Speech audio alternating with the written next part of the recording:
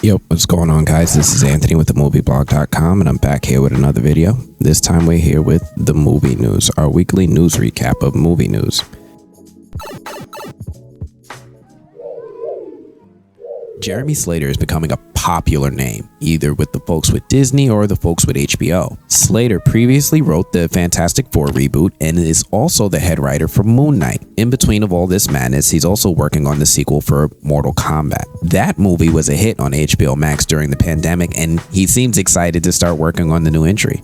The news reads as follows. It's really fun so far. We're about halfway through the script. I'm working really closely with the director and the studios and the game guys, and I can't say anything about the actual story, but I think they definitely learned some lessons the last time around in terms of here's the stuff fans responded to and here's what people like out of the movie. And here's the stuff that didn't work out as well as we hoped. So we're really looking at this as a chance to take everything that worked in the first one and do it even better and give the audience even more and make something that is just incredibly satisfying and really exciting and unpredictable. Unpredictable could be fun depending on the context. I enjoy a lot about that first movie, and there are things that could be better. Everything with Sub-Zero and Scorpion was fantastic. The only unpredictable thing I need there is for them to find a way to bring back Joe Taslim as Sub-Zero. If Joe Taslim is not in this sequel, then my interest is dropping faster than the temperature in the room when he enters a room. Anyway, that's all I have for this one. As usual, if you guys like these updates and want to see more, make sure you like and subscribe. Otherwise, I'm going to check you guys later. Peace. I have some good but disturbing news for all of you. We have our very first look at the Wakandan goddess Bastet from the upcoming Thor Love and Thunder. Now, you might remember that we shared that Akosia Sabet would appear in this film a while back as the goddess. True to our word, we're back with our very first look, and check it out. Wow, that is such an amazing headpiece and costume. This, to me, is a fantastic look at the goddess. I love that Bastet is sitting alongside Valkyrie and the mighty Thor. I can't help but notice, though, that pensive look on everyone's faces. I'm especially concerned because we're getting the debut of a beloved Marvel god in this movie. I expect a lot of Marvel gods like Russell Crowe, Zeus, and others, but it doesn't sit well with me that she's in this movie. Why? Because we have an absolutely horrifically bloodthirsty monster like Gore the God Butcher running loose in this movie. Now, real quick, Gore the God Butcher is a character that was created by Marvel writer Jason Aaron in his run for Thor and the Mighty Thor. Now, this creature is known for routinely torturing and butchering Marvel gods in some of the most horrifically grotesque ways possible. Not only that, but he's also known for easily and routinely squashing Thor in fights and capturing him and torturing him in horrific ways for years. In the comics, Thor would barely ever find a way to escape torture from Gore and would usually leave with a lot of trauma and try to avoid meeting up with Gore again. So to not go through that again because he was literally traumatized from the experience of being tortured for years at a time when he didn't think he could be as a god, and thinking that people would come and save him, but they didn't. So Marvel, hear me and hear me good. If Bast doesn't make it to the end of this movie, anyway, that's all I have for this one. As usual, if you guys like these updates and want to see more, make sure you like and subscribe. Otherwise, I'm gonna check you guys later. Peace.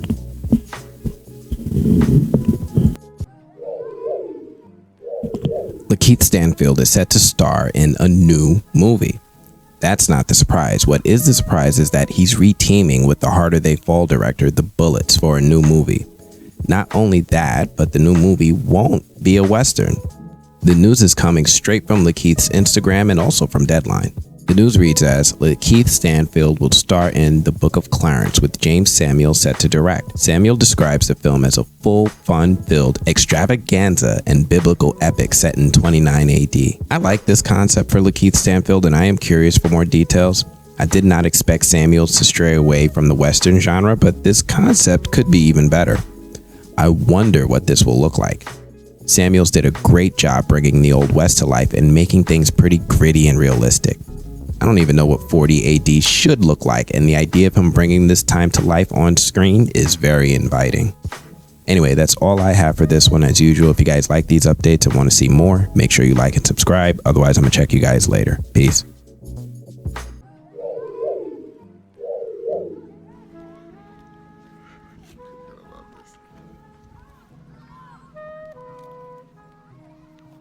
Riddick 4, Furia.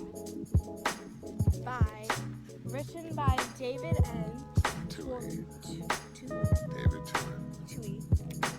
And everyone wants to be a beast until it's time to do what real beasts do.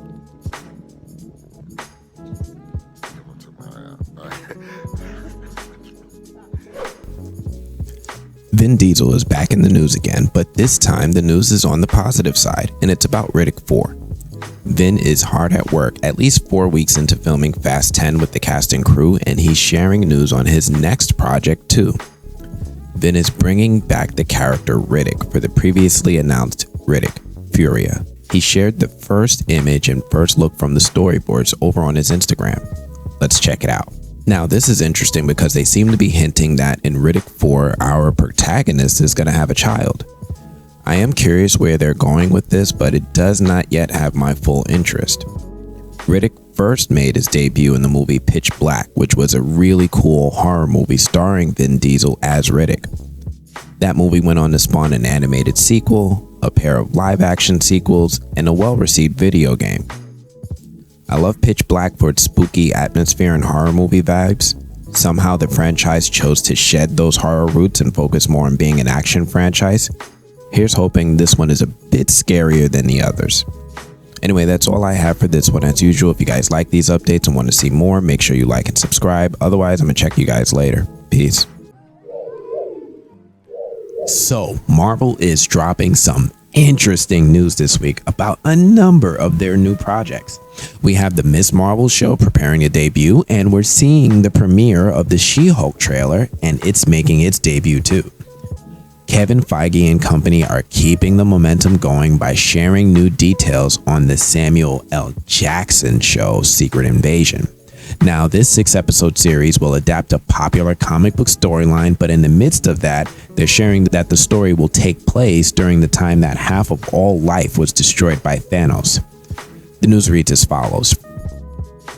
Kevin Feige shared the following update, and the news reads as follows. It's during the blip when half of the universe was decimated by Thanos, and it will explore the events that happened in that period. How? How can this show feature Nick Fury during the 5-year span when we all saw Nick Fury get dusted in the Infinity War post-credit scene? Secret Invasion will have me scratching my head until the show reveals its secrets, but the first theory that pops to mind is that the Fury that got dusted was actually Talos. Ben Mendelsohn plays Talos in the Captain Marvel movie, and we learn that he's been masquerading as Nick Fury as well. Either way, this news is sure to have long-term ramifications on stories for years to come. That's all I have for this one. As usual, if you guys like these updates and want to see more, make sure you like and subscribe. Otherwise, I'm going to check you guys later. Peace. Daredevil is returning. Yup, we're getting the news from Variety that a new Daredevil series is in the works over at Disney+. Daredevil is a popular show that began as a Netflix show and went on to spawn several other shows like Luke Cage, Jessica Jones, and Iron Fist. Netflix no longer produces those shows and sold the rights back to Disney, and the shows are now on Disney+.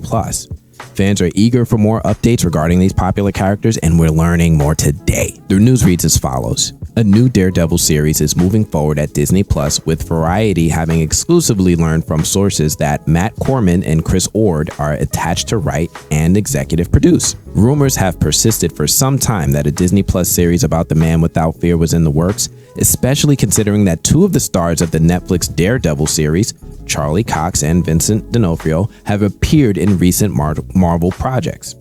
Cox once again played Matt Murdock, the secret identity of Daredevil, in the film Spider-Man No Way Home, while D'Onofrio reprised the role of Wilson Fisk, aka the Kingpin, in the Disney Plus series Hawkeye. It now appears that the project is picking up steam with the hiring of Corman and Ord, although Marvel has yet to announce anything regarding the show formally.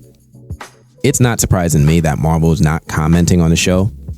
I don't recall Marvel acknowledging the existence of the Moon Knight TV show until they began promotion, so this could be another show that follows that approach. I think this is incredible news, and I will absolutely share more information once it's available. I'm excited. I can't wait to see more Daredevil. I'm hoping that they also bring back Jon Bernthal's Punisher and the rest. Anyway, that's all I have for this one. As usual, if you guys like these updates, if you want to see more, make sure you like and subscribe. Seriously, guys, like and subscribe. I need that. Otherwise, I'll check you guys later. Peace. Did you want more Ocean's 11 movies? Of course you wanted more Ocean's 11 movies, and more Ocean's 11 movies are what you're gonna get. After Ocean's 8 was well received, I wondered when we would get some more from the franchise. Today we're learning that a new movie is in the works and is coming from Margot Robbie and Jay Roach. The news reads as follows. Warner Brothers is betting on more Ocean's 11 movies, this time sliding studio favorite Margot Robbie into the deck. Robbie will star in and produce a new Ocean's movie that will be helmed by Jay Roach, who directed the actress to a Best Supporting Actress Oscar nomination in 2019 in the drama Bombshell. Details on this script by Carrie Solomon are being kept in the vault, but it is known to be an original Ocean's 11 that is set in Europe in the 1960s. The project is in active development and is not greenlit, insiders say, but the goal is to begin production in spring 2023. I like that Margot Robbie is producing her own projects and is getting involved with this incredible franchise. I am curious to see how this film will look, considering they're setting this film in the 60s Europe, but what kind of heist will this attempt to pull? Who will join Margot Robbie in this ensemble film? I'm also curious if this movie will be an all-boys or an all-girls crew. The last few Ocean films were pretty gender-specific, and I hope to see a diverse mix in this latest movie. Anyway, that's all I have for this one. As usual, if you guys like these updates, you want to see more, make sure you like and subscribe. Otherwise, I'm going to check you guys later. Peace.